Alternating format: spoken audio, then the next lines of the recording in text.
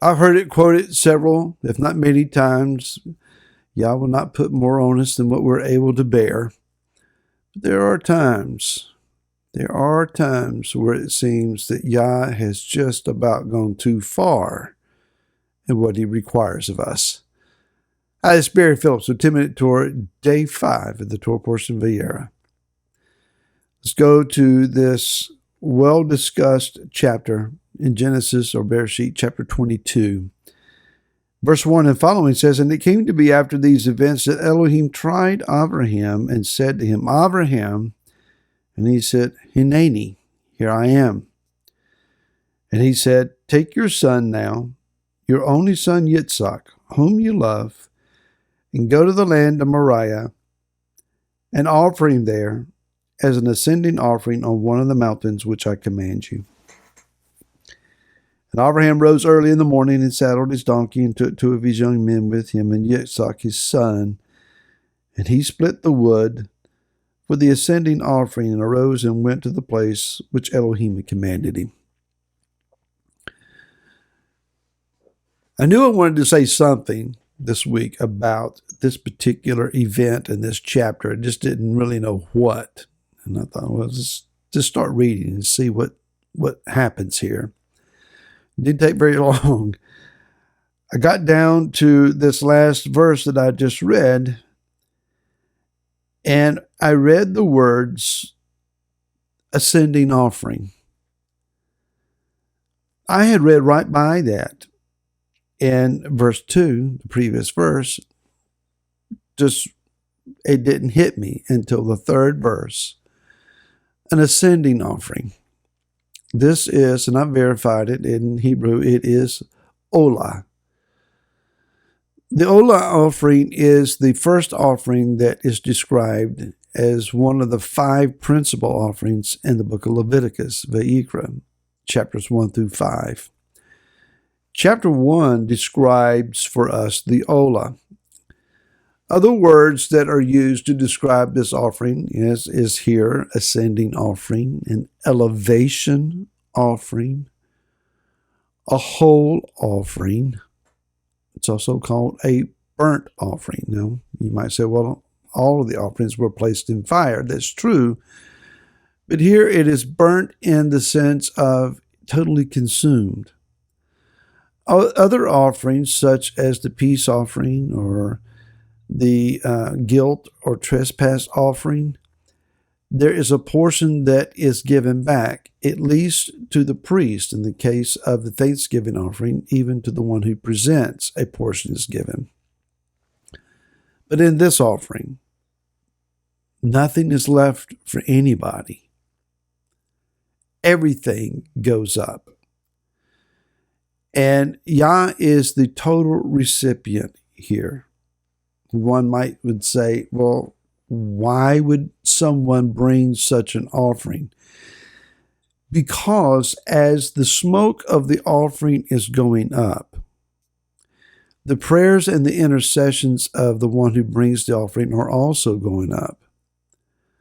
But the intention and purpose, the end goal of this is to experience 2 things. One, Yah receives everything that he asks of us. It is an act of giving to him that which we retain nothing of ourselves. Totally given over. This is also then what Rav Shaul, the Apostle Paul, talks to us about in Romans, the 12th chapter, verse 1 and 2.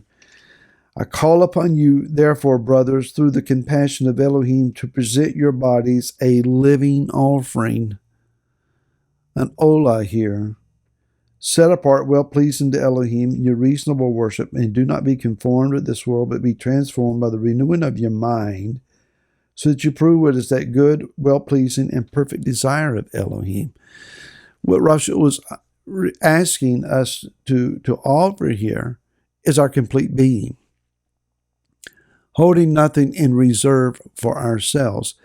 And he says this is a reasonable act. This is not an unreasonable, it's not too much to ask. This is a reasonable act of worship. The second thing that is to be gained here is that we ourselves are elevated. As the offering's smoke goes up and the scent of the fat of the offering is being burned and goes up, so then also our being rises with the smoke and we are drawn closer to Yah. The goal is then that we are elevated and that we ascend.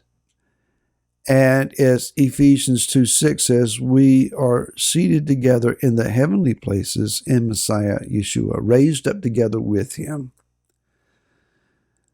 What Yeshua presented himself as on the tree in our behalf, in a sense, while he satisfied all of the offerings, he especially satisfied the desire of the ascending offering in that he gave all of himself. He did not faint on the cross or pass out on the cross or swoon on the cross. He died, and he gave all of himself. Now let's go back to chapter 22 in Genesis here. And with this context, let's hear what Yah is saying. Abraham, Hanani, here I am. Abraham, take your only son that you love. Take the heir to everything. Take your miracle child. And again, we're not, at this point, we're, as the rabbis are saying, and I agree with them, Yitzhak's in his 30s. He's not a little boy here, as often portrayed in movies. He's an adult male. Take your son, who is ready now to offer to you grandchildren. He's near marrying age, sir. He needs a wife. But take him and offer him to me so that I have all of him. Abraham, you want him as your heir. I want him as mine. I want your son. And the purpose for which you offer your son is that you draw closer to me.